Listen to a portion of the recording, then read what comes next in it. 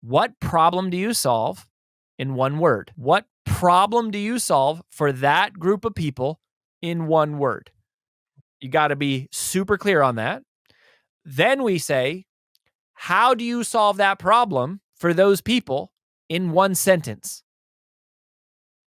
How do you solve that problem for people in one sentence? This is the stack. It's these things combined. It's not just one of these, because some of this is like, okay, I solve YouTube. What's your methodology for solving YouTube though, right? Is that what the how means? Like your unique way of solving the problem? Yeah, so we're going to get there. So your brand positioning statement, these are the elements of it, right? What is the avatar persona? Who do you, in one phrase? What problem do you solve for them in one word? How do you solve that problem in one sentence? And then what is your uniqueness? Your uniqueness is basically a one-word distillation of the message. So the message is the one-sentence expression for how to solve that problem.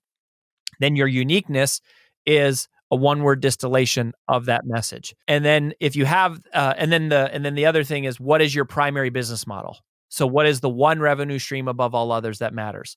So if you can get clear on those things, who do I solve the problem for? One phrase. What problem do I solve for them in one word? How do I solve that problem for them in one sentence? What is my uniqueness in one word, which is a one-word distillation of the message? And what is the one revenue stream above all others that matters? Those are 5 things. Those are 5 things that you have to get, clear on. If you get those, that's what we call a brand positioning statement. And often that takes us about 2 days to work through with somebody to really nail it. Like it's not easy to do. It's hard to do. So then from there, that is, phase 1, course 1 for us, finding your brand DNA. Then in phase 1, course 2, it's called captivating content. So now this is where the unique IP comes into play. We're going to extrapolate your uniqueness into a body of work, into a body of knowledge. So the one sentence message from the brand positioning statement that we were talking about is, how do you solve that problem in one sentence? That is, give them an instruction or a command in one sentence. What must they do to solve that problem? Then captivating content is where we extrapolate that into a full body of work. It's going, okay, let's go. How do you solve that problem? What are all of the steps? So we call them pillars. You could think of it like a chapter, a pillar. You could think of it like a chapter if it was applying to a book, but we call them pillars deliberately because if you do this process right, you will write a TED Talk, a keynote, a half-day training, a full-day training, a 2-day training, a course, a 6-month coaching program, a year-long consulting program, and a book all at the same time. If you do this right, you'll create them all at the same time, which is powerful. So each pillar, we go, okay, now let's create the buckets, right? So, like you talked about your 7 R's, right? Each of those is a pillar. Those are the buckets to solve what are the steps or the main themes that someone has to understand to overcome the problem that you help them with. And then you're going to create those buckets, right? So like sometimes they're sequential. So like in my first book, Take the Stairs, they were not sequential. They're 7 kind of general principles. In my second book, Procrastinate on Purpose, it's the 5 permissions of the focus funnel. They happen in a sequence. At Brand Builders Group, we have 14 parts to our curriculum. That happens in a sequence. So sometimes they're sequential, but they don't have to be. They could just be like principles. And again, these are not the principles that Stephen Covey says to change your life. This is not the principles that Tony Robbins or Mel Robbins or Robin Robbins or any other Robbins says to change your life. This is, how did you change your life? How did you overcome the problem? How did you get past the setback?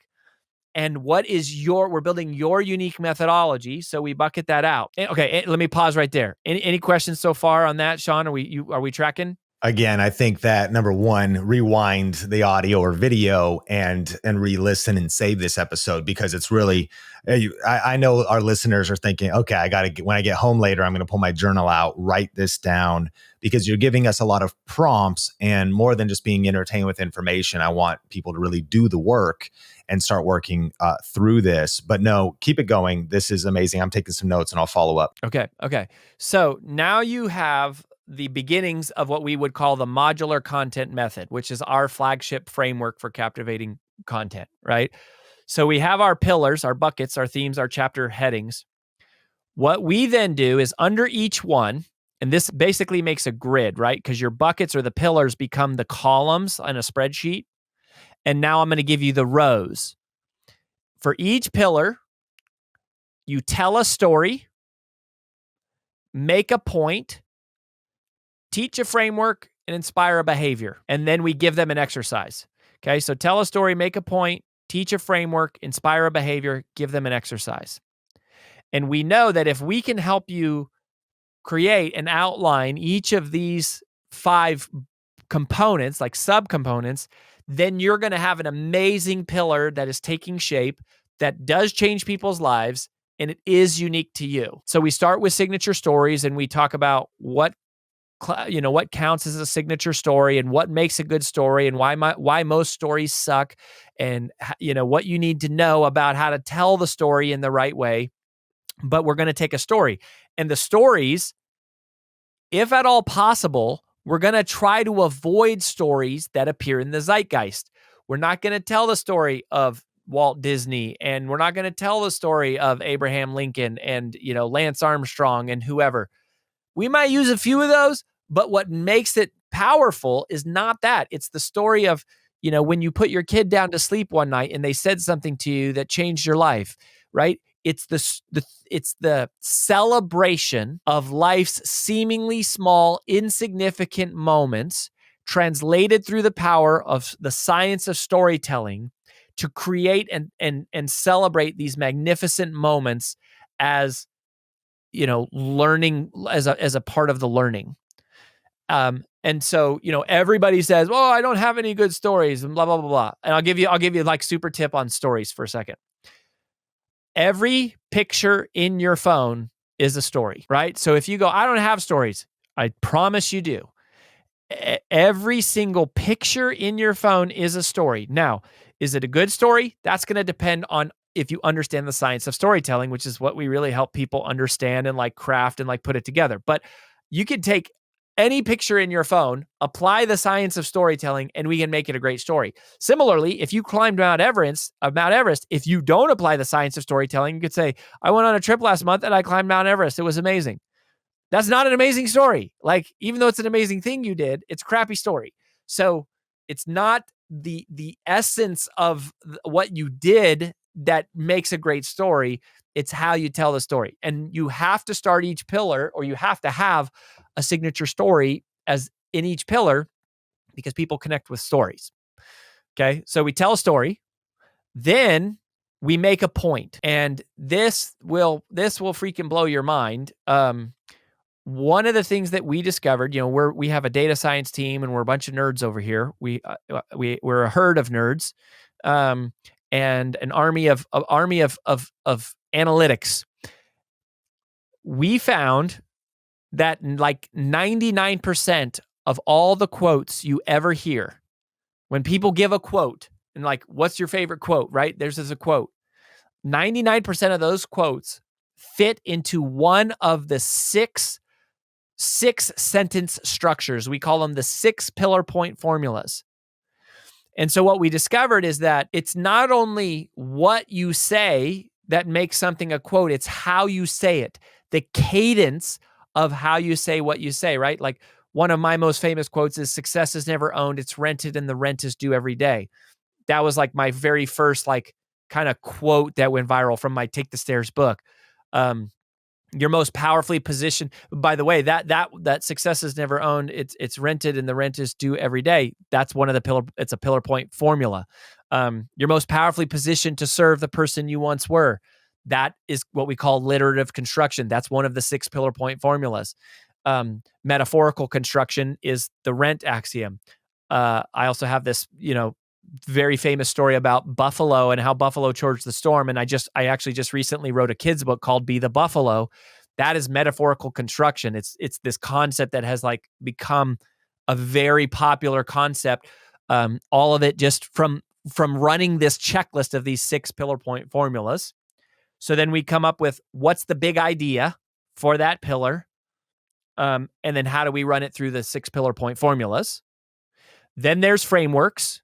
which are basically visuals. We can dive in on these if you want more, Sean, but there's frameworks, which is how do we create a visual articulation of the main idea? When people say, "Oh, he has great content," or she has she's an amazing thought leader, or when they say, this is a weird thing that people say, but they say that speaker had a lot of meat, right? Or like that video had a lot of meat.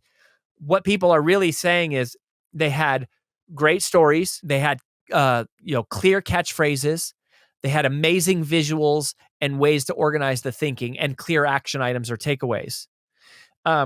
So that's what they're saying. So in frameworks, we want to go, how can we clarify the essence of your pillar as a pillar point, and then we put you through the rigmarole of going, how would you express this visually? And then that becomes a framework. Like the focus funnel is the flagship framework of my TED Talk and my second book. It's like, it's a visual. It's very simple, but we created it by thinking about it, which is what thought leadership is, and what thought leadership requires is thinking hard about how to communicate this in a more efficient way. Then you give them a behavior, which is a command for what they need to execute in order to, achieve that pillar successfully. And then you give them an exercise, which is you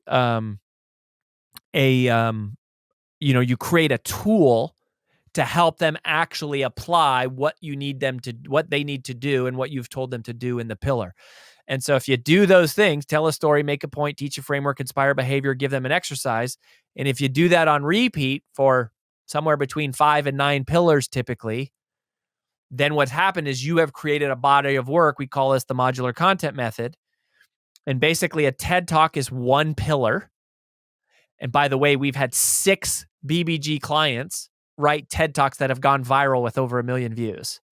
It's happened 6 times, right? So you 1 pillar is a TED Talk, 2 pillars is a keynote, 3 pillars a half day, 4 pillars is 3 pillars with exercises is a half day, 4 pillars with exercises is a full day, and then the full pillar system becomes a 2-day experience, which also doubles, can be made into a course, a 6-month coaching program, a year-long consulting program for a company, and a book.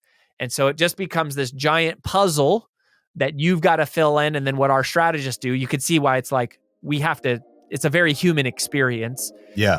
And that's why we have strategists that walk you through it. If you enjoyed this podcast and are ready for some deep dive YouTube strategy, just go to thinkmasterclass.com to get access to my 1-hour on-demand YouTube strategy class. You'll be looking over my shoulder as I share my best tips, and you can watch it on demand right now at thinkmasterclass.com.